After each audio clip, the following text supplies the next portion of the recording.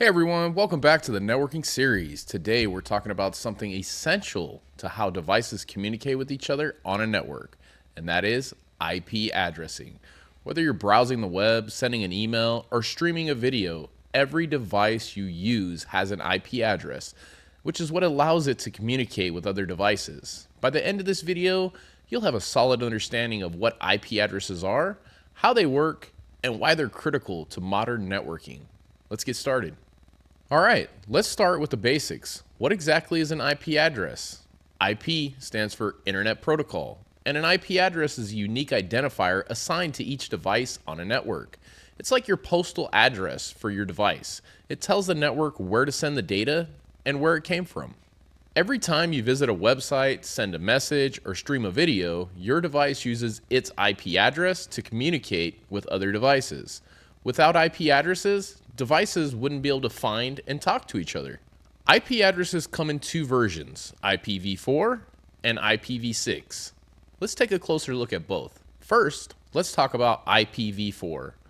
IPv4 addresses are written as four groups of numbers separated by dots, something like 192.168.0.1. Each group can range from 0 to 255, which gives us about 4.3 billion possible IPv4 addresses. That might seem like a lot, but with the explosion of internet-connected devices, we've actually run out of IPv4 addresses. In IPv4, addresses are divided into public and private ranges. Public addresses are used on the internet, while private addresses are used inside of your local network, like your home Wi-Fi.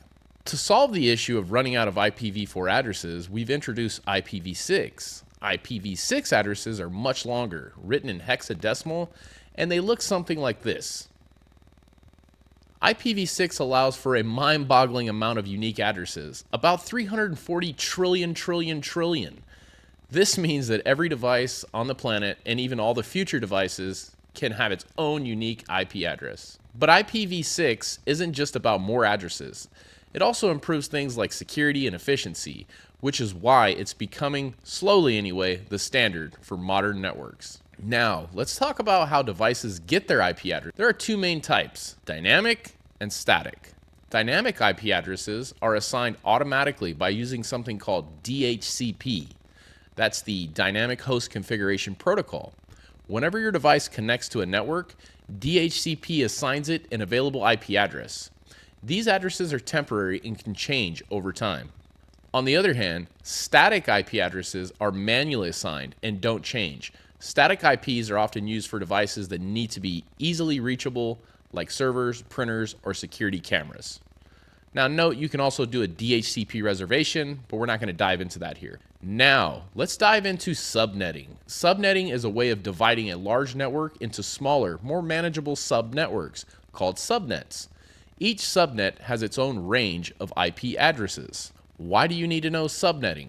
Well, it helps reduce network congestion, improves security, and makes IP address management more efficient. For example, in a large office, you could use subnetting to split departments into separate networks, keeping local traffic isolated with each subnet. Subnetting works by using something called a subnet mask. The subnet mask tells the network which part of an IP address identifies the network and which part identifies the specific device.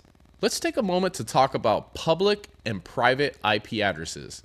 Public IP addresses are used to identify devices on the internet.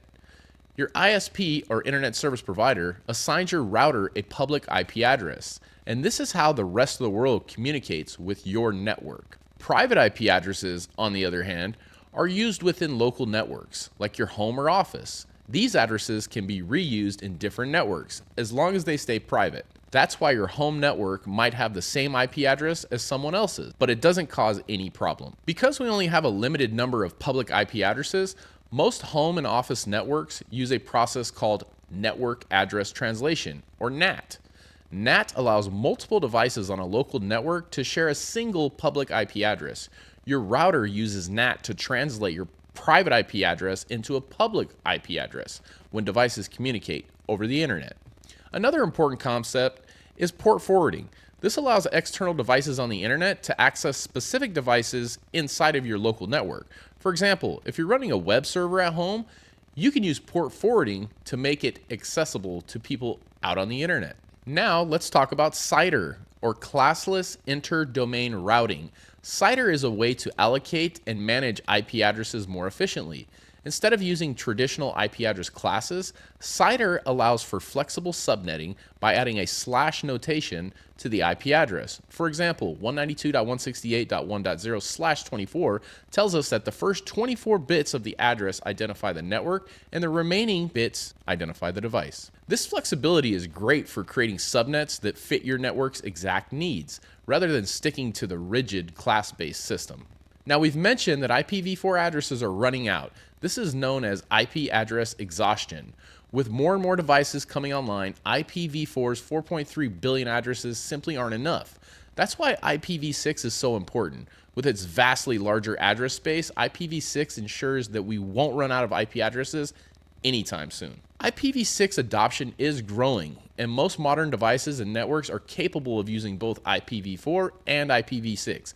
Eventually, as more networks switch over, IPv6 will become the standard for all internet traffic. At least so they say. All right, let's recap. IP addresses are essential for identifying devices on a network.